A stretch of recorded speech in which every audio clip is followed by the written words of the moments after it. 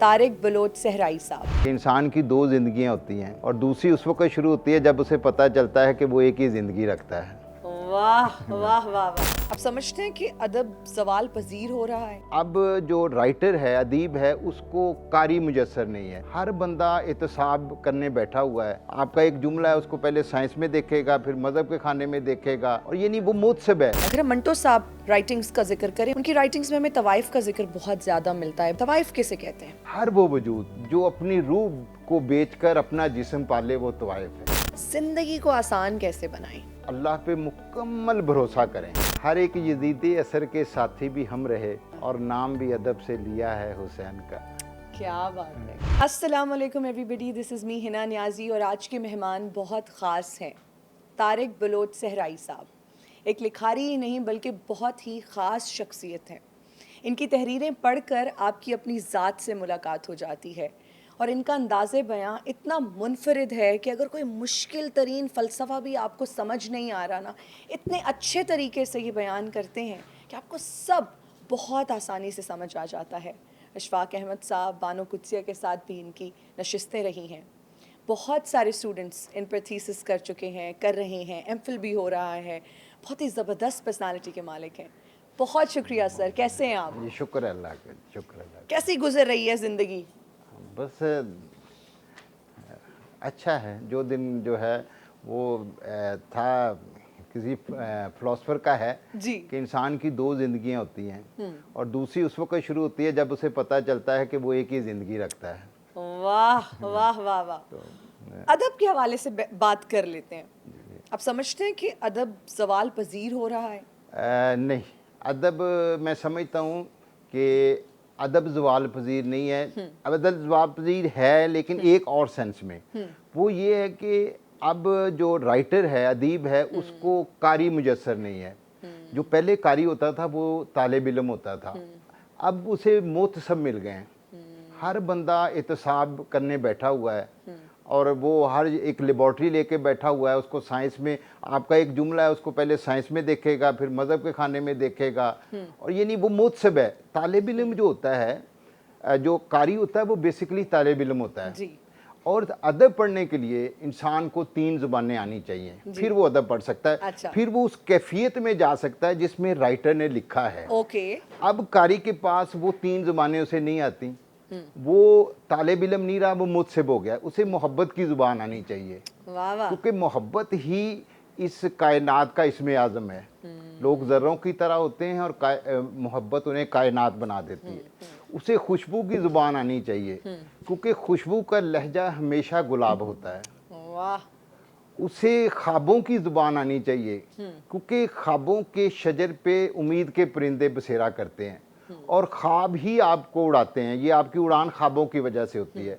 तो जब तक के कारी को, जो कि तालिब इल्म है, वो ये 3 ज़ुबानें नहीं सीखेगा, उस वक़्त अदब जो है वो अदब नहीं सीख पाएगा। तो अदब ज़वाल पज़ीर है, लेकिन इस सेंस में कि अब कारी नहीं रहा, मुतसिब हो गया है। जो हमारी सोसाइटी का ज़वाल है, वो अब जो ना हर बंदा जो है ना, एक अजीब सा वो एक छांटा लेके फिर रहा है और ये मोहब्बत के बगैर, और अजीब सा उसका ये नहीं, मुतसिब है वो। तो ऐसा नहीं होना चाहिए। देखें, पहले जो राइटर थे उनको कारी मुयस्सर होता था, जो कि तालिब इल्म होता था, उसे ये 3 ज़ुबानें आती थी, फिर वो उस कैफियत में जाता था कि अदब को पढ़ सके। तो अब जो हार्ड लक समझ ले हम हमारे दौर की, कि हमें मुतसिब मिल गए हैं, हमें कारी नहीं मिलता, हमें तालिब इल्म नहीं मिल रहा। बेहतरीन। अच्छा सर, जब हम अदब की बात करते हैं तो उसका मैदान बहुत वसी है और ये एक राइटर जो है ना अपनी मर्ज़ी से टॉपिक चूज़ करता है। कोई माशरे की बहुत अच्छे पहलुओं पर बात करते हैं, अच्छाइयों के बारे में बात करते हैं अपनी तहरीरों में, और कुछ लोग होते हैं फिर माशरे की बदकारियों को आश्कार करते हैं। अगर हम मंटो साहब की राइटिंग्स का जिक्र करें, उनकी राइटिंग्स में हमें तवाइफ का जिक्र बहुत ज़्यादा मिलता है, बार बार उन्होंने जिक्र किया। तवाइफ किसे कहते हैं? ये थोड़ा सा डिटेल का है कि मसलन आप कभी जो पाकिस्तान के सरकारी महकमे हैं, आप कभी गए, आपको एक काम के लिए ना इतनी दफ़ा जाना पड़ता है और हर बंदा ये चाहता है कि मैं इसको तंग करके पैसे ले लूँ। यानी वो अपनी रूह बेच के अपने जिस्म को पाल रहा होता है। और और जो मंटो ने जो लिखा ना जी, मंटो बड़ा खूबसूरत आदमी था। उसने मुआशरे के नासूरों को उनके असली नामों से पुकारा है। उसने जो लफ्ज़ है उसकी असली मानी से रूशनास कराया है, और लफ्ज़ के असली मानों से रूशनास होना, उसको कबूल करना एक बड़े मुआशरे की निशानी है, एक मैच्योर मुआशरे की निशानी है। बिल्कुल। तो एक सेमिनार था, तो मुझे एक स्टूडेंट ने सवाल किया कि सर मोहब्बत किसे कहते हैं? तो मैंने कहा कि ये तो बड़े नेक रूहों का और बड़ी एलीट क्लास जो रूहें होती हैं उनका काम है, आम आदमी का तो काम ही नहीं एलीट है। क्लास हुए, अच्छा। तो ये बहरहाल इतना जानता हूँ कि जो उंगलियों में शुमार हो जाए वो मोहब्बत नहीं होती। वाह। फिर उसने मुझे सवाल किया कि सर तवाइफ किसे कहते हैं? मैंने कहा कि हर वो वजूद जो अपनी रूह को बेचकर अपना जिस्म पाले, वो तवाइफ है। वाह वाह वाह। और जो जिस्म बेचकर रूह को पाले, उसे क्या कहते हैं? नहीं, जिस्म का मसला है कि जिस्म रूह के बगैर नहीं बिकता। जिस्म को बेचने के लिए रूह को साथ बेचना पड़ता है।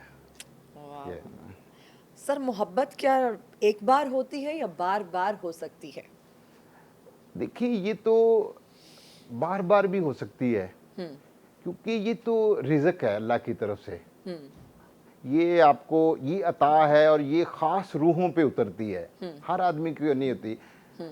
ये इसमें कि जब आप दुनिया की आलाइशों से बचते हैं जी। तो फिर आपको मोहब्बत का रिज़्क, ये देखिए ये बेसिकली रूह है। जैसे, और मोहब्बत के बगैर, मैंने एक जगह पे लिखा है कि मोहब्बत रूह की तरह होती है, और मोहब्बत के बगैर, जो रूह के बगैर जो जिस्म है वो कब्रिस्तानों में रहते हैं, वाह वाह। वो आबादियों में नहीं रहते। आबादियों में ये नहीं तो रहते। बड़ी क्लास की और बड़ी कमाल की चीज़ है।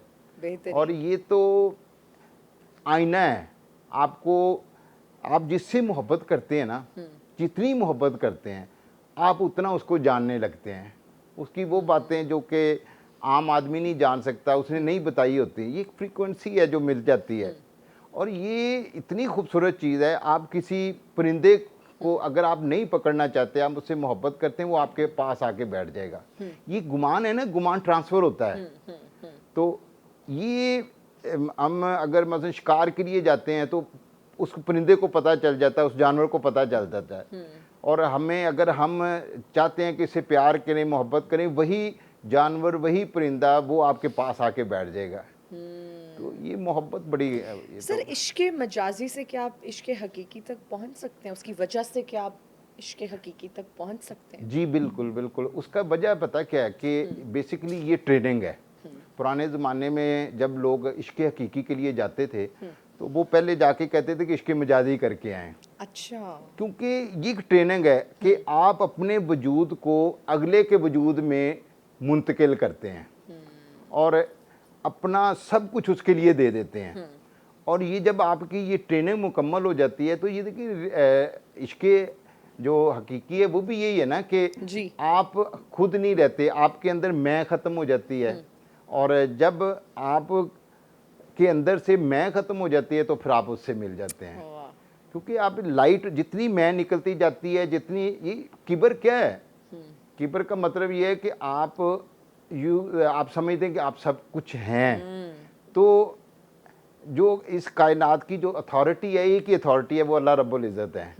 वो वही क्लेम कर सकते हैं।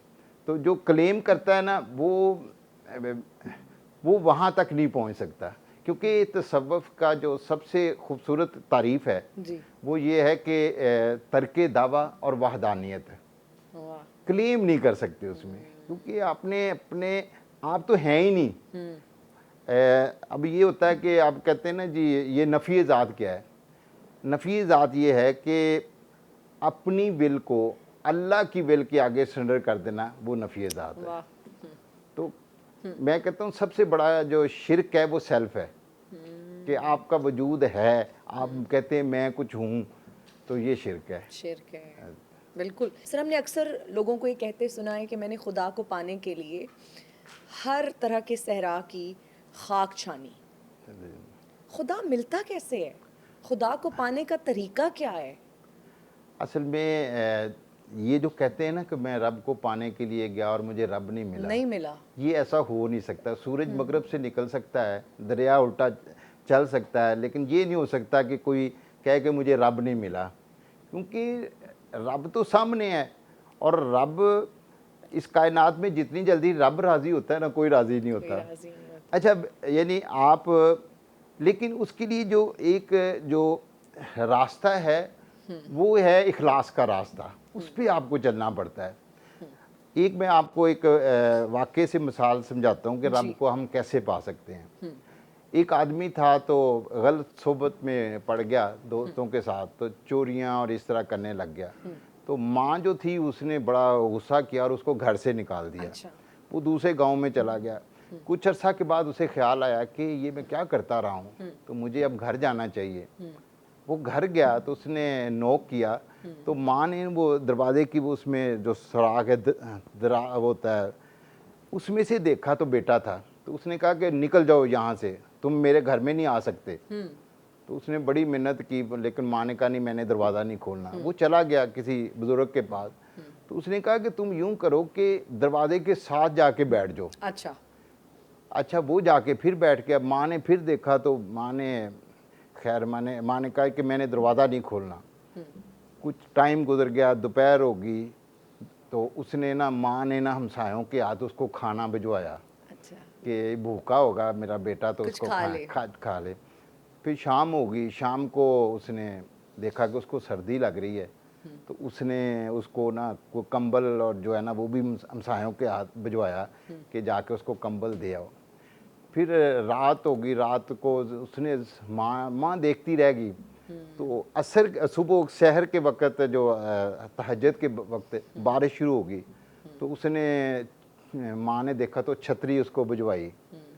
तो फिर 1 घंटे के बाद माँ ने दरवाज़ा खोल दिया कि नहीं बेटा अंदर आ जाओ। अंदर आ जाओ। तो जिसने रब को मिलना है ना, वो दरवाजे पे बैठ जाए, वाह खोल देगा। वाह वाह वाह वाह वाह, बेहतरीन बेहतरीन। सर, ज़िंदगी को आसान बनाने का तरीका क्या है? हम अक्सर ये सुनते हैं, मेरी ज़िंदगी बहुत मुश्किल है, ज़िंदगी तो मुश्किल से गुजर रही है, परेशानियां ही बहुत हैं। ज़िंदगी को आसान कैसे बनाएं? देखिए, उसके लिए 2 चीज़ें हैं। एक तो ये है कि मेहनत करें, जितनी मेहनत हो सकती है आपने करनी है। हम क्या करते हैं, बगैर मेहनत के जो है ना वो करते हैं कि जी हमें मकसद मिल जाए। ऐसे नहीं होता। आप सल्लल्लाहु अलैहि वसल्लम ने फरमाया कि क़यामत शुरू हो चुकी है और आपके हाथ में खजूर का पौधा है तो वो भी लगा दें। यानी कि काम की, मेहनत की मोटिवेशन देख के, दुनिया कायनात की सबसे बड़ी मोटिवेशन ये है। जी। अच्छा, जब आप मेहनत करते हैं तो उसके बाद आप अल्लाह पे मुकम्मल भरोसा करें कि वो मुझे जो है ना वो मेरा काम कर देगा। और अगर नहीं करेगा, नहीं होगा, तो ये उससे ज़्यादा शुक्र करे, क्योंकि अल्लाह इस कायनात का सबसे ज़्यादा वेल विशर है। वो अपने बंदे का, अगर उसने नहीं किया तो उसमें बेहतरी होगी, बिल्कुल मसलियत होगी। मसलहत होगी। क्योंकि देखें, हम एक गलती करते हैं, हम नेमतें मांगते हैं अल्लाह की, लेकिन सिर्फ नेमत मांगते हैं, उसके लिए मेहनत नहीं करते। मेहनत नहीं कर। आजमाइश, देखिए, नेमत आपकी आजमाइश हो सकती है। नेमत जब आपने मांगनी है तो हिदायत के साथ मांगनी है। बिल्कुल। क्योंकि अगर आपको दौलत मिल गई, आप जुआ खेलने लग गए, तो उस मेहनत, उस दौलत का क्या फ़ायदा। आपने ज़र्फ़ के साथ मांगनी है कि या अल्लाह मुझे ज़र्फ़ के साथ दे, क्योंकि ज़र्फ़ से अगर ज़्यादा मिल जाता है तो गुरूर बन जाता है, और गुरूर, तकब्बर तो फिर आपको पता है शिरक है। फिर शुक्र की तौफीक के साथ मांगना है, जो भी नेमत मांगनी है, कि अगर हम शुक्र नहीं करेंगे तो फिर वो भी अजाब है कि अल्लाह ने दिया है और हम शुक्र नहीं कर रहे। तो ये एक गलती हम करते हैं कि नेमतों को वैसे ही मांग लेते हैं। वो जब हमारे पास आती है तो हम उल्टा हमें फ़ायदे के नुकसान होना शुरू हो जाता है। तो ये 3 चीज़ों के साथ जो है वो अल्लाह से मांगना चाहिए। मांगना चाहिए। फितरत की बात करते हैं, किन से हम कलाम होती है? जो अपने अंदर के चिराग को बुझने नहीं देता, वाह जो अपने हवास बेदार रखता है। अभी कल का ही मुहर्रम का चल रहा था, तो वो में ये हज़रत इमाम हुसैन में कुछ सदाएँ ऐसी होती हैं कि जो कि वक्त से बहुत आगे बुलंद होती हैं। वो हर दौर के दौर में आके लोगों के ज़मीर को झंझोड़ती रहती हैं। करबला की सदा भी यही है, क्योंकि ये एक रूहानी मदरसा है हमारा। और दूसरा ये कि हज़रत इमाम हुसैन की यही जो है वो सदा थी। तो ये जो सदाएं हैं ये हर दौर में चलती रहती हैं। तो फितरत यानी उन्होंने अपनी जान दे दी लेकिन अपने अंदर के चिराग को बुझने नहीं दिया। क्योंकि वो ये बात जानते थे कि इंसान का सबसे बड़ा असासा ये है कि वो अपने अंदर के ज़मीर को ज़िंदा रखे। तो जब आप अपने अंदर चिराग नहीं बुझने देते, अपने हवास को बेदार रखते हैं, अंदर की रोशनी, तो फितरत आपसे हम कलाम करती है। और ग्रो हमेशा फितरत करती है और वही ग्रो करेगा जो कि फितरत के साथ रहेगा, नेचर के साथ रहेगा। हम जो गैजेट और ये चीज़ों पे आप पड़ गए हैं, तो आर्टिफिशियल चीज़ों पे ये सारी स्टिल है, ये इसके साथ रह के आप ग्रो नहीं कर सकते। ग्रो हमेशा फितरत करती है। फिर क्या करें? गैजेट्स का ना इस्तेमाल करें, ज़िंदगी से निकाल दें? क्या नहीं, वो चाहिए, वो अब आज की ज़रूरत है, लेकिन कुछ टाइम नेचर को दें, लाइव चीज़ों से। ठीक है। हाँ, लोगों से मिलें।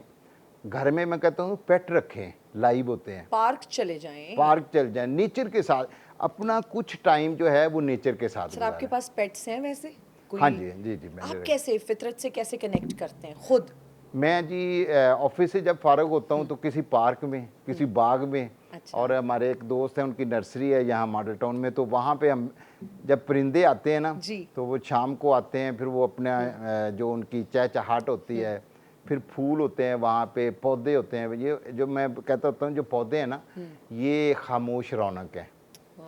तो आप तो नेचर के साथ बिल्कुल मैं डेली नेचर के साथ कनेक्ट मैं फारग होता हूँ किसी पार्क में, बाग में, बागे जनाब में। मेरे एक दोस्त ने तो मुझे यहाँ कहा कि आप लारंस में इतनी दफ़ा आए हैं कि लारंस खुद भी इतनी दफ़ा नहीं आया होगा। बिल्कुल सही है। सर आपने अक्सर रिस्क हराम, रिस्क हलाल का तस्करा किया है, उसके पीछे फ़लसफ़ा क्या है? देखिए, हम जो खाते हैं वही बनते हैं। मैं कहता होता हूँ कि हमें संदल का बीज खाना चाहिए। वाह! जब हम संदल खाएंगे तो हमारे अंदर जो फसल होगी वो संदल की होगी, और जो कि ना सिर्फ हमें महकाएगी बल्कि इस कायनात को भी महकाएगी। ये रिज़्क़े हलाल है, ये रिज़्क़े हलाल। संदल का बीज रिज़्क़े हलाल है। अच्छा, कीकर का बीज जो है वो रिज़्क़े हराम है। मैं एक सिंबॉलिक बात कर रहा हूँ कि आप जब कीकर उगाएंगे तो वो कांटे उसके होंगे। अच्छा, मियाँ मोहम्मद बख्श ने बड़ी खूबसूरत बात की कि नीचां दी अशनाई तो फैज़ किसे ना पाया, किकर ते अंगूर चढ़ाया, हर गुच्छा जख्माया। अब नीच कौन है? नीच उसने जो है ना वो दूसरे मिसरे में, उसका मतलब है कि नीच ये है कि जो ज़ख्म देता है लोगों को, जो कि जैसे कीकर जो है वो ज़ख्म देता है, उसके साथ जो भी लगता है उसको हर गुच्छा जख्माया, वो नीच है। तो अगर हम रिज़्क़े हराम खाएंगे तो फिर कीकर उगाएंगे जो कि अपने अंदर भी ज़ख्म करेगा, लोगों को भी जिक्र करेगा। और यकीन आप, जो रिज़्क़े हराम की जो मैक्सिमम एज है ना वो 40 ईयर्स है। एक नस्ल खाती है तो दूसरी नस्ल से निकल जाता है। अब वो तो पहली नस्ल से मैक्सिमम उसकी। और जो रिज़्क़े हलाल है वो नस्लों में चलता है। बल्कि दुआ किया करें कि अल्लाह जो खैर है वो हमारी नस्लों में मुंतकिल कर दे। और आप देखिए, जिन्होंने रिज़्क़े हलाल खाया है उनकी नस्लें ऐश कर रही हैं, मज़े कर रही हैं। वो मट्टी को हाथ लगाते हैं, सोना बन जाता है। उनके अंदर एक पीस है, सुकून है। और रिज़्क़े हराम तो मैं कहता होता हूँ कि बंदा रिज़्क़े हराम नहीं खाता, रिज़्क़े हराम बंदे को खा जाता है। वाह, क्या खूब। तो अगर हम आज हम जिस एक एंग्जाइटी के दौर में फिर रहे हैं, जो एक डिप्रेशन की ओर, अगर हम आज एक तौबा करके, तौबा जो है ना रूह का गुस्ल है, ये नहीं कि आपने गुनाह किया है तो आप तौबा करें, तौबा वैसे करें, तौबा रूह का गुस्ल है। जब आपकी रूह का गुस्ल हो जाएगा तो फिर रिज़्क़े हराम से दूर हो जाएं, रिज़्क़े हलाल खाना शुरू कर दें, आपकी ज़िंदगी भी मज़े की हो जाएगी, आखिरत भी मज़े की हो जाएगी। बहुत अच्छी बात आपने की। एंजाइटी और आजकल डिप्रेशन का ही दौर चल रहा है। हर शख्स ये कहता हुआ नज़र आता है, मैं बहुत डिप्रेस्ड हूँ, मैं बहुत एंशियस फील करती हूँ या करता हूँ। खुशी किस तरह से हासिल की जाए? इसके लिए खुशी को कशीद करना पड़ता है। आप लेबॉर्ट्री में जाएं तो 3 चीज़ों को मिला दें, खुशी कशीद हो जाएगी। एक तो मोहब्बत, ओके, मोहब्बत आपको पता है इस कायनात का इसमें आज़म है। तो इसमें आज़म आप जो पढ़ते हैं, जो कहते हैं, कबूल हो जाता है, ये इसमें आज़म। क्योंकि कायनात भी जो है वो मोहब्बत ही का वजूद है एक किस्म का। दूसरा ये है कि शुक्र से चीज़ें बढ़ जाती हैं, नेमतें बढ़ जाती हैं, प्रिजर्व हो जाती हैं। ये प्रिजर्वेटिव में ऐसे कहता हूँ शुक्र। आपके पास जो चीज़ है, आपने शुक्र किया, एक तो वो महफूज होगी, वो उसके साथ और भी बढ़ जाएगी। और तीसरा जो बंदा है ना, ये थोड़ा सा थुड़ दिला है, थोड़ा सा लालची है, ये आम दौलत पे राज़ी नहीं होता, इसके लिए बड़ी दौलत चाहिए। तो बड़ी दौलत क्या है? कनात। कनात, मोहब्बत और शुक्र, तीन चीज़ों को मिलाएं, खुशी क्रिएट हो जाएगी। क्रिएट हो जाएगी। वाह वाह वाह। सर, एक शख्स, एक आम आदमी जो दुनिया के काम भी कर रहा है, उसकी एक ज़िंदगी चल रही है, लेकिन वो रूहानी सुकून हासिल करना चाहता है, किस तरह से मुमकिन है? देखिए, एक तो हम ना एक वो बड़ा बनने की कोशिश करते हैं कि बड़े हम नेक हो जाएं और ये हो जाए। थोड़ा सा ये है कि कुछ ज़िंदगी के आलाइशों से बचना पड़ता है, क्योंकि हमने ना जो कुल्ली होता है ना, कुल्ली जी। तो वो उसको एक चीज़ का पता होता है कि ये जो मैं सामान उठा रहा हूँ ये मेरा नहीं है। ये उस मुसाफिर, जब मैं बच्चा था ना, तो मैं स्टेशन पे जाना तो कुल्ली जो है ना, वो उसने इतने बैग पकड़े थे, मैं कहता कितना अमीर आदमी है। तो ये बाद में पता चला कि ये उसका सामान नहीं होता, वो उसके पास बोझ होता है। उसने फिर शाम को सामान लोग हवाले करके फिर अपनी यूनिफॉर्म पहन के घर चले जाना होता है। तो हमने ना सामान ज़्यादा इकट्ठा कर लिया है। अब जो सफ़र लंबा है, ज़्यादा है, सामान ज़्यादा है, तो कैसे करेंगे? तो ज़िंदगी के आलाइशों से बचें, उतना ही करें जितना आपको ब्रेड एंड बटर है, या ये कि लालच में ना पड़ें।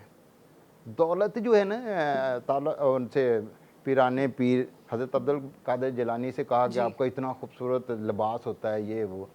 तो उन्होंने बड़ी खूबसूरत बात की, उन्होंने कहा दुनिया मेरे बाहर है, मेरे अंदर नहीं है। वाह वाह वाह तो वाह। सुकून बेसिकली अल्लाह की अता करदा एक रूहानी कैफियत का नाम है। बेशक। तो वो अगर ये कि आपके घर सामान जो आपके दिल का हुजरा है, अगर वो दुनियावी आलाइशों से पाक होगा, तो फिर मार्फत की रोशनी उसमें आती है। तो जब आप चीज़ों के शौकीन होते हैं, ये भी मिल जाए, वो भी मिल जाए, ये गाड़ी तो अब ये गाड़ी आ जाए, तो ये सफ़र नहीं ख़त्म होता। ये जो पेट है ना इंसान का, इसको सिर्फ कब्र की मट्टी ही भर सकती है। तो ये थोड़ा सा वो इन चीज़ों से दूर हो जाए कि इंसान मुबर्रा है, ये इनसे बहुत आगे है। ये पैसा, दौलत, हर शय जो है ना, वो हमने ना हर शय को नफ़ा नुकसान में तोलना शुरू कर दिया। बेशक। तो ये सर, दिमाग आजकल का जो दौर चल रहा है, पैसा भी कहीं ना कहीं ज़रूरी है, आप ये समझते हैं? जी गाड़ी भी ज़रूरी है, पैसा भी ज़रूरी है, घर भी ज़रूरी है। फिर जब हम ये सारी चीज़ें बना रहे होते हैं या हम काम कर रहे होते हैं, हमारे दिमाग में कहीं ना कहीं ये भी ख्याल होता है कि चलो हमने तो औखा सौखा वक्त गुजार लिया, हमारे बच्चों पे ये वक्त ना आए। हम बहुत दूर का सोचते हैं, बच्चों का सोच के अक्सर चीज़ें कर रहे होते हैं। क्या ये इस तरह से सोचना ठीक है, दुरुस्त है? नहीं जी, क्योंकि देखिए हर बंदा अपनी किस्मत, अपना रिज़्क लेके आता है। माँ के चौथे महीने पेट में रिज़्क लिख दिया जाता है, उसको उम्र लिख दी जाती है, रिज़्क लिख दिया जाता है। फिर दूसरी बात ये कि रिज़्क जो है वो तो बहुत उसकी आप बड़ी वुसअत है। हम कहते हैं डॉलर, ये देखिए रूहानियत रिज़्क है। आपके सेहतमंद होना, सेहत से बड़ा रिज़्क है ही कोई नहीं। आपका साहिब ईमान होना रिज़्क है। आपकी अच्छी फैमिली में पैदा हो जाना रिज़्क है। आपका खुश शक्ल होना जो है वो रिज़्क है। आपके अच्छे दोस्त मिल जाना रिज़्क है। अच्छे पेरेंट्स का मिलना रिज़्क है। तो आपका साहिब ईमान होना रिज़्क है। आपका दिल का नरम होना रिज़्क है, क्योंकि अल्लाह की सारी रहमत नरम दिलों पे आती है। वाह, क्या तो बात है। ये हम ना ये छोटे छोटे वो सिर्फ उसको समझ लिया ये रिज़्क है। ये तो बिल्कुल आखिरी वाली शय है, ब्रेड एंड बटर का बस वो है। तो मेरे ख्याल में जो कायनात चला रहा है, जो मछली को समुंदर में जो हज़रत सुलेमान वाला वाक़या कि उन्होंने खाना बनाया, तो एक कई दिन पकता रहा, जिन भी थे सारे। तो एक मछली आई तो उसने कहा कि या अल्लाह, आज तो एक लुकमा ही मिला, मैं तो 2 लुकमे 3 रोज़ खाती हूँ। तो उसके लिए तो ये मसला नहीं है, बस ये उसने थोड़ा सा आजमाना होता है। देखिए इंसान का जो है ना जी, ये जिस ट्रेन का मुसाफिर है ना, ये इस 2 स्टेशनों पे रुकती है, एक सब्र वाले पे, एक शुक्र वाले पे। एग्जाम इम्तिहान ही 2 है, जी, कहाँ आप सब्र करते हैं, कहाँ कहाँ शुक्र शुक्र करते हैं। करते हैं। तो और जो मैंने एक इंटरव्यू में था कासिम अली शाह, तो उन्होंने मुझे पूछा कि जो सब्र क्या है, जी, तो मैंने कहा ये फितरत की रफ्तार है। वाह वाह वाह, फितरत की रफ्तार का नाम सब्र है। सब्र है। तो हम वक्त से पहले चाहते हैं, किस्मत से ज़्यादा चाहते हैं। ऐसा होता नहीं हाँ, है, बिल्कुल ठीक है। अच्छा सर, अपनी ज़ात के अंदर छुपे नफ्स को, बुराइयों को किस तरह से पहचाना जाए, और फिर अपनी ज़ात की सफाई किस तरह से की जाए, अपने नफ्स की सफाई किस तरह से की जाए? देखिए जो वो मांगता है ना, वो ना दें। तो पैसा, दौलत, शोहरत, खूबसूरती, मोहब्बत, सारी देखिए चीज़ें ना, इसमें आ नफ्स जाती नफ्स हैं। जो है वो, अगर उसको आप खुराक देते जाएंगे तो वो दुम्बे की तरह जो है ना वो बड़ा होता जाएगा। नफ्स तो की और जितना आप उसको सेल्फ को जितना आप डिस्करेज करेंगे, वो उतना कमज़ोर होता जाएगा। और फिर जब वो कमज़ोर होता होता जो है ना, वो एक बुज़ुर्ग थे ना, तो उन्होंने कहा जी, कि बड़ा दिल कर रहा था कि मैं ना, मुझे पराठे जो थे ना वो मैं खाऊं। तो उन्होंने मजदूरी की, मजदूरी खाने करने के बाद उन्होंने वो पराठे लिए, खाने लगे। तो फिर कहने लगे कि इसका मतलब है कि मैं अपने जो नफ्स है, सेल्फ है, उसको मैं पाल रहा हूँ। तो उन्होंने वो किसी और को दे दिए। अच्छा, तो उन्होंने कहा कि ये तो फिर और स्ट्रांग हो जाएगा। तो मेरे ख्याल में हमने ना ये हर शय को पैसे के साथ जो है ना वो जोड़ लिया है, जो कि नहीं। देखिए, व तो इज़्ज़ो मंतशा व तो ज़िल्लो मंतशा, अल्लाह ही इज़्ज़त देने वाला है, और वो जो चाहता है उसको इज़्ज़त मिलती है। तो हमने ना हर शय को पैसे के साथ जोड़ लिया है कि जी पैसे में इज़्ज़त है। ये थोड़ा सा कॉन्सेप्ट जो गलत आ गया है वही है। अदरवाइज नहीं, देखिए आप खुलूसे दिल से मेहनत करते जाएं, आप लोगों के वेल विशर होते जाएं। सबसे मैं कहता हूँ बड़ा खूबसूरत जो रिज़्क है ना, वो पॉजिटिव थिंकिंग है। वाह, आप जो सोचते हैं, कायनात को अल्लाह ने मुसखर कर दिया, हर शय आपकी मदद के लिए चल पड़ती है। आप नेगेटिव सोचते हैं, नेगेटिव इवल फोर्सेस आपकी हेल्प के लिए आ जाती आ हैं। जाती हैं। आप पॉजिटिव सोचते हैं, पॉजिटिव सोच जो फोर्सेस हैं वो आपके मदद के लिए आ जाती हैं। तो बंदे का तो काम ही इतना है कि वो पॉजिटिव सोचे। सर, ये जो मैनिफेस्टेशन का कॉन्सेप्ट है कि जो आप सोचते हैं फिर आप उसको पा लेते हैं, जी जी जी। और सोचना ही अच्छा चाहिए। और कुछ लोग फिर इस तरह भी होते हैं कि बचपन से अपने नाम के साथ डॉक्टर लिखना शुरू कर देते हैं कि जी मैंने बड़े होके डॉक्टर बनना है, डॉक्टर है ना, मैं जी। बचपन से अगर लिख रही हूँ। इसका कितना अमल दखल है, ये जो मैनिफेस्टेशन का एक कॉन्सेप्ट है हमारी ज़िंदगी में? देखिए ये बहुत ज़रूरी है। आप जो अपने ब्रेन को प्रोग्रामिंग कर रहे हैं ना, आप उसको सिग्नल दे रहे हैं कि मैंने ये बनना है, मैंने ये कर, और कायनात की हर शय आपकी हेल्प के लिए तैयार। देखिए अल्लाह ने तो मुसखर कर दिया आपको, कायनात आपके लिए। तो वो कहता है जो सोचो ये सारी चीज़ें तुम्हें मिल जाएंगी। देखिए चोर की जब किस्मत होती है तो कुत्ते को नींद आ जाती है। कायनात इवल फोर्सेस ने उस कुत्ते को सुला देता है कि चोर अपना चोरी कर ले।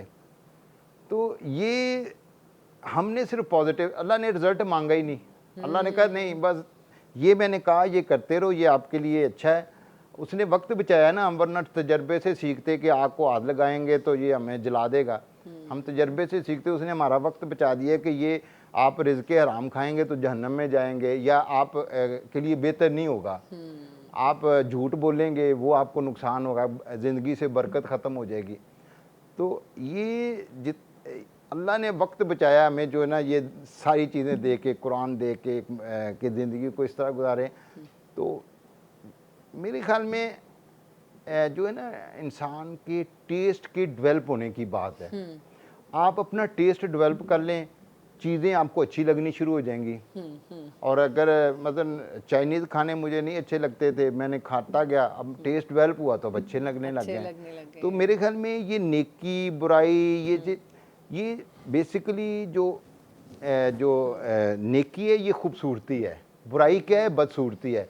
अल्लाह चूँकि खूबसूरत है तो वो चाहता है कि मेरे बंदे भी खूबसूरत नज़र आएँ, खूबसूरत रहें। वाह वाह। सर, आपके नज़दीक खूबसूरती की वैसे डेफिनेशन क्या है?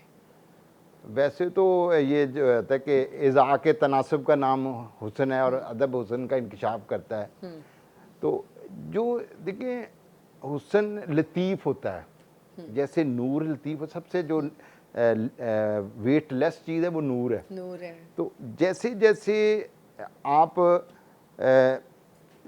अपने अंदर से आलाइशें निकालते जाते हैं और जिस तरह आप नेकी की तरफ जाते हैं, मतलब नेकी से मुराद ये कि आप खूबसूरती की तरफ जाते हैं, तो आप खूबसूरत होना शुरू हो जाते हैं, क्योंकि जो आप सोचते हैं ना वो बनना शुरू हो जाते हैं। तो हर वो मेरे ख्याल में इंसान के अंदर भी एक चीज़ है कि वो देखती है कि बुरा क्या है, अच्छा क्या है, जो दिल में खटके वो गुनाह है। तो कायनात बहुत खूबसूरत है और हमें चाहिए कि हम खूबसूरती के बारे में सोचें, क्योंकि अगर हम जो जो अच्छी हैंड राइटिंग है ना जिसकी, वो ये नहीं कि उसने कुछ पहले इसके अंदर बनती है वो तस्वीर, फिर हम आगे मुंतकिल हो जाती है।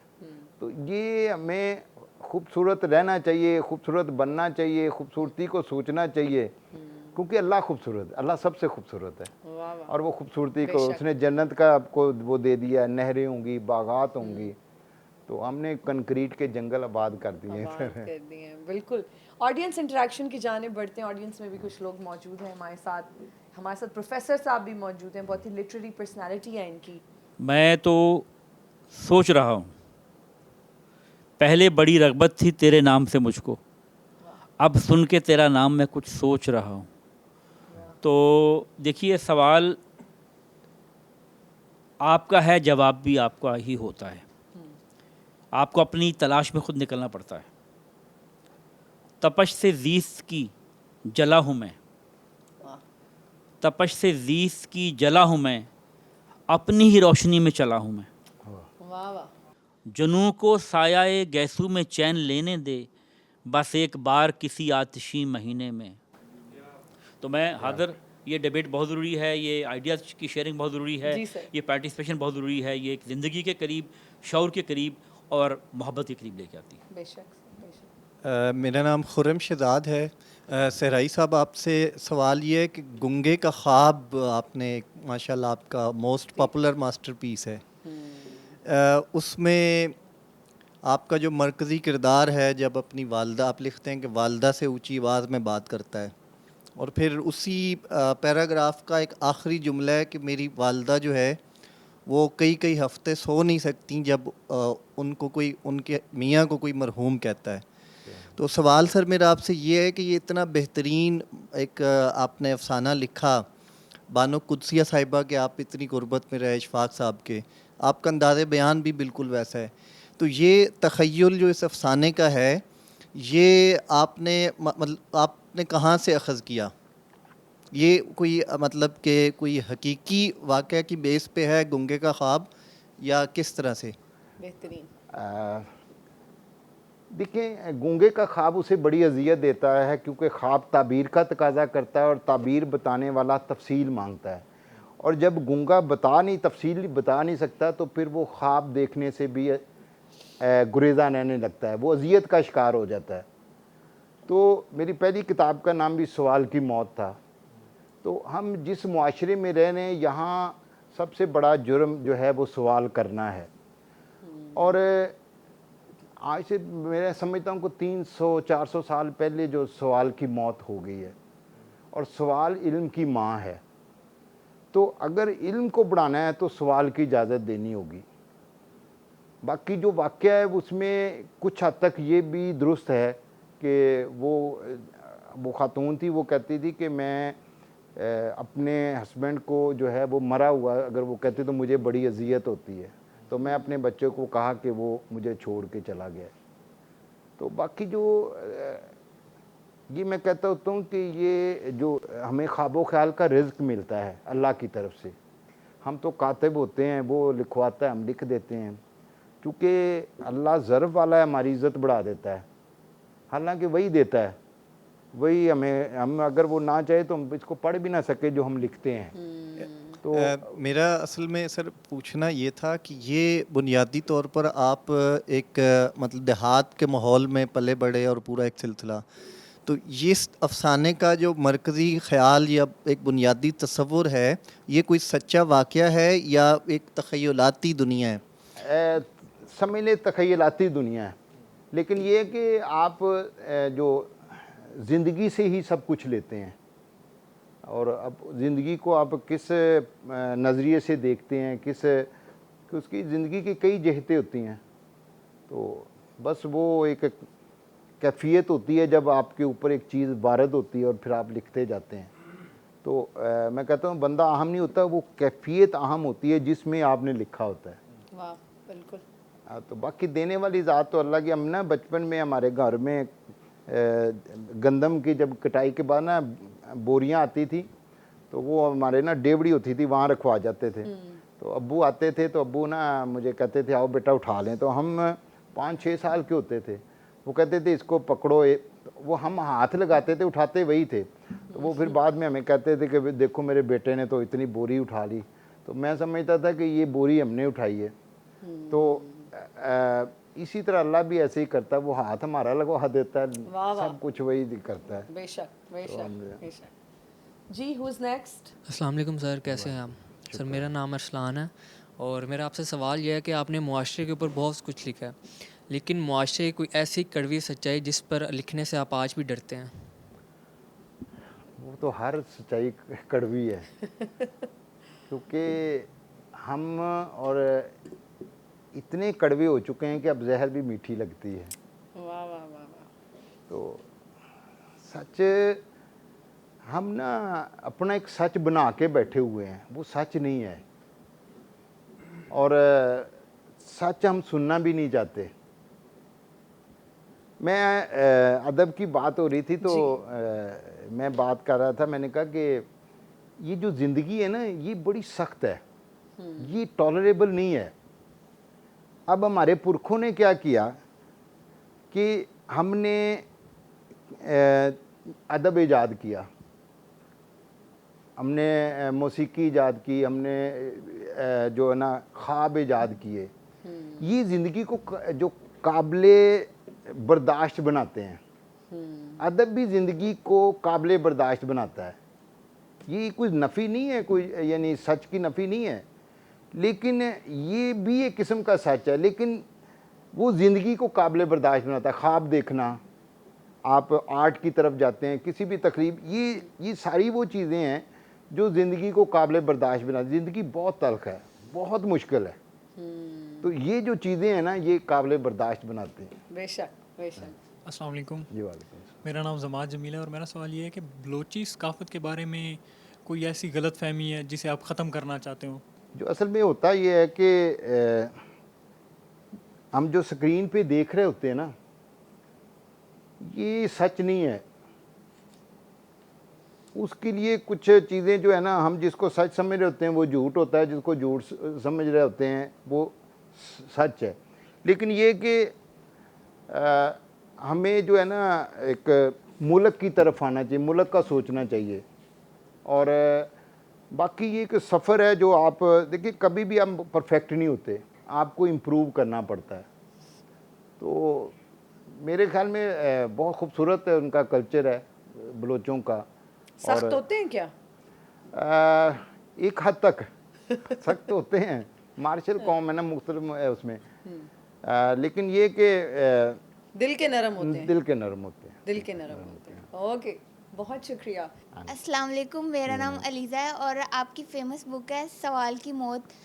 तो आपके ख़्याल में पाकिस्तान और उसके मौजूदा हालात को देखते हुए क्या सच बोलने वाले का सवाल पहले मरता है या सच बोलने वाला इंसान खुद?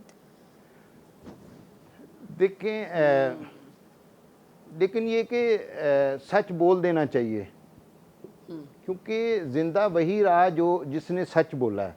वो मैंने पहले बात की हज़रत इमाम हुसैन की, कि वो ये जानते थे कि जो इंसान का सबसे कीमती जो विरसा है वो है कि उसका ज़मीर अंदर ज़िंदा रहे और उसको उसके अंदर का चिराग जलता रहे, और वो उसी सूरत में हो सकता है कि आप सच बोलें और सच के साथ रहें। बाकी जो है वो ज़िंदगी तो अल्लाह ने तय कर दी है जितनी है, लेकिन बेहतर यह है कि सच के साथ रहें। सच के साथ रहें। ओके जी, दैट्स इट। ओके जी, बहुत शुक्रिया, thank you for participating. Sir, आपकी बानो कुदसिया इशफाक अहमद साहब के साथ भी नशिस्तें रहीं, उनके बारे में भी कुछ बताइए। जी, मेरे 18 साल बानो आपा के साथ गुजरे हैं। कैसी शख्सियत की मालिक थी? बड़े खूबसूरत लोग थे जी, बड़े खूबसूरत लोग हैं और धीमे मिजाज के। अच्छा। और जैसे होता है ना कि आपके अंदर एक समंदर होता है लेकिन आप बाहर से खामोश होते हैं। मसलन उनका अगर मैंने देखा कि उनके घर गया, मुझे नहीं पता कि उनके किसी अजीज़ की डेथ हुई है जी। लेकिन वो खामोश होते थे और मुझे उनकी आंखों से पढ़ना पड़ता था कि ये कुछ ना कुछ हुआ है। बस आंखें वीरान हो जाती थी। लेकिन ये है कि वो बज़ाहिर इतना वो नहीं उनका होता था कि कोई पता चले। लेकिन इल्म जो होता है ना, इल्म की एक निशानी है कि ये जितना इल्म आपका बढ़ता जाएगा आपकी रिएक्शन कम होता जाएगा। जितना आप ओवर रिएक्टिव होंगे आप, इसका मतलब कि आप इल्म में पीछे हैं। तो देखिए ना, आप मसालें देख लें, आप सल्लल्लाहु अलैहि वसल्लम कभी रिएक्शन नहीं है, अल्लाह रिएक्ट करता ही नहीं है। बिल्कुल। तो जितना इल्म बढ़ता जाता है रिएक्शन कम हो जाता है, क्योंकि इल्म वाले लोग थे, मोहब्बत वाले लोग थे। और सबसे बड़ी उनकी खूबसूरत बात ये थी कि वो प्रमोट करते थे। मसलन अगर आप अच्छा लिख रहे हैं, मुझे वो यही कहती थी कि बेटा लिख रहे हो ना, लिखना नहीं छोड़ना। अगर मैं लिखता रहा हूँ ना तो उन्हीं की वजह से, क्योंकि उन्होंने मुझे जब भी मैंने जाना कि बेटा लिखना नहीं छोड़ना। अच्छा। तो जब मैंने ये गूंगे का ख्वाब, उनकी ज़िंदगी की ये आखिरी तहरीर है, इसका दिबाचा, तो मैंने उनको दी तो उन्होंने पढ़ा, तो लिख के दिया। तो मैंने कहा माँ जी ये बताएं, कभी मैं आपा जी कहता था कभी माँ जी, तो मैंने कहा माँ जी बताएं कि मैंने कैसा लिखा। कहती बहुत अच्छा लिखा है। मैंने कहा जी फिर भी? कहती बहुत अच्छा लिखा है। सारे उनके घर वाले बैठे, तो मैंने कहा जी फिर भी कुछ लफ्ज़। तो कहती कि बेटा दुआ करो अल्लाह मुझे भी ऐसा लिखने की तौफीक दे। अब मैंने कहा जी माँ, मैंने कहा माँ जी ये तो सूरज को चिराग दिखाने वाली बात है। कहती नहीं मैं सही कह रही हूँ। मतलब ज़ाहिर है उन जैसा तो कोई नहीं लिख सकता, लेकिन ये देखिए प्रमोट करने का और एनकरेज करने का क्या अंदाज़ है कि उन्होंने इस तरह जो है ना, लेकिन खुद कहती थी लिखो। मतलब वरना ये होता है कि जेलसी होती है ना जो एक उसमें लोगों की कि जी ये लिख रहा है और इस तरह, तो वो नहीं थी। वो नहीं। इशफाक अहमद साहब कैसे थे? उनकी पर्सनालिटी, उनकी शख्सियत? ज़ाहिर है अब वो भी इतने लोगों के साथ, सूफिया के साथ, बुज़ुर्गों के साथ रह के, तो फिर एक बड़ा यानी वो मैंने जब ना उनको इनका जाविया प्रोग्राम होता था, हाँ जी। तो मैंने किताब दी तो उस पर ना बानो आपा ने लिखा था। तो मैंने किताब दी तो कहते अच्छा ये कुदसिया बानो ने लिखा है। वो कुदसिया बानो कहते, बानो कुदसिया कहते। अच्छा कुदसिया बानो ने लिखा है। मैंने कहा हाँ।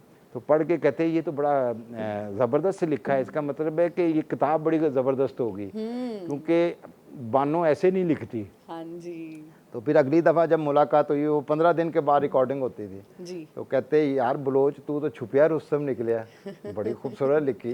यानी वो सारे इनकरेज करते थे। फिर आपको यानी मोहब्बत की बात करते थे ना, जी। तो ये मोहब्बत जो है ये आफाकी शय है। बिल्कुल। तो यानी ये लोग अच्छे, मतलब नफ़रतों से दूर, ये सबसे बड़ी बात। डॉक्टर अब्दुल कदीर खान ने आपको ख़त भी लिखा। जी खत लिखा जी। उस ख़त के बारे में भी हमें बताइए, और किस किस ने ख़त लिखा? मुझे मैंने सवाल की मौत जब लिखी तो उन्होंने मुझे ख़त लिखा जी। तो उस पर बड़ी तारीफ़ है उन्होंने लिखी। तो मैंने फिर उनका फ़ोन आया तो मुझे कहते कि मैंने कोशिश की है लेकिन मैं वो हक़ नहीं अदा कर सका, एक बलोच होकर आपने इतनी अच्छी उर्दू लिखी है। वाह वाह। तो मैंने कहा डॉक्टर साहब ये भी मेरे लिए बड़ी ऑनर है कि आप डॉक्टर अब्दुल कदीर खान मुझे ख़त लिखे। हाँ और जी। मुझे बल्कि वो कासम अली शाह साहब गए तो उन्होंने जाते ही पूछा सहराई साहब का क्या हाल है। यानी बड़े लोग होते हैं ना जी, चूँकि आप वही किसी को देते हैं जो आपके पास होता है। अब उनके पास इज्जत थी तो उन्होंने आगे इज्जत डिलीवर की। इसी तरह डॉक्टर जावेद इकबाल साहब ने मुझे ख़त लिखा, उन्होंने भी जो है ना वो तारीफ़ की जी। तो बस बड़े लोगों की यही निशानी होती है कि वो हर एक के साथ करते हैं, बहुत अच्छे से दिल खोल के तारीफ़ करते हैं। आपके फेवरेट लिखारी कौन है? वही बानो कुदसिया, इशफाक साहब, मुमताज़ मुफ्ती, तो वो मेरे इंस्पिरेशन अगर मैं कहूँ, रोल मॉडल कहीं से इंस्पिरेशन ली, वो कौन है जिंदगी में? बानो आपा जी। बानो आपा से इंस्पिरेशन ली। सर आपका पसंदीदा शेर कौन सा है? झूला पड़ा ना छाँव में बैठा कोई फ़कीर, वाह। शीशम का पेड़ शहर में बेआबरू हुआ। वाह वाह वाह वाह वाह। दूसरा ये कि ऐसे तो कोई नहीं मरता, ऐसे तो कोई नहीं कोई नहीं मरता, मरता। तुमने आंखों से बात की होगी। ओ वाह वाह वाह वाह वाह। सर ये को 2-3 और भी सुना दे। हर एक यजीदी असर के साथी भी हम रहे और नाम भी अदब से लिया है हुसैन का। क्या बात है, क्या बात है, बहुत खूब। तुझसे वाबस्ता हर एक चीज़ मनाई हमने, वाह तुमसे वाबस्ता हर एक चीज़ मनाई हमने, तुझको रोना भी चाहा तो सिंगार किया। वाह वाह वाह। जाते जाते हमारे देखने वालों को, हमारी ऑडियंस को, व्यूअर्स को क्या कहना चाहेंगे, क्या पैगाम देना चाहेंगे? कि यही पैगाम के जिस ज़िंदगी में रब नहीं है ना, उसको कूड़ेदान में फेंक दें यार। वाह वाह वाह, क्या बात है, क्या बात है। बहुत शुक्रिया sir, thank you so much for your time. बहुत अच्छा लगा, इतनी बेहतरीन गुफ्तगू हुई, इतना कुछ सीखा हमने आज की इस नशिस्त में। बहुत शुक्रिया, thank you. That's all for today. मुझे दीजिए इजाज़त, अपना बहुत ख्याल रखिएगा। अल्लाह हाफिज़।